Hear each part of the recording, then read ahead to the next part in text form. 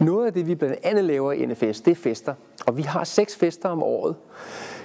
Blandt andet en julefrokost. Vi har lige afholdt forårsfest, og vi kommer til en midsommerfest her den 14. juni. Og vi har en høstfest.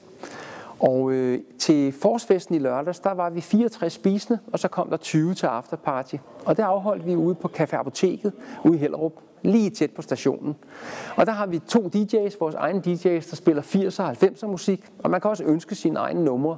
Så det er rigtig dansemusik. Så vi mødes først og spiser, og så bliver man sat sammen med en eller anden leg.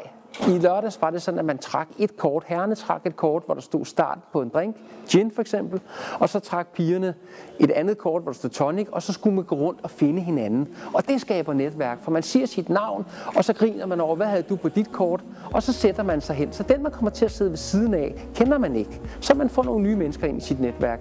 Og så spiser vi, hygger, får noget god mad, og køber en flaske vin, og hvad folk ellers har, øl og sodavand. Og så kl. 22, der kommer afterpartygæsterne, og så danser vi sammen. Og så klokken 2 plejer vi at runde af. Og der bliver også skabt nogle par. Folk er ikke kun i netværk for singler for at finde en kæreste, men det er klart, når vi singler alle sammen, så opstår det også. Og det er typisk, at der er nogen, der bliver glade for hinanden til de fester, og det er så rart at se.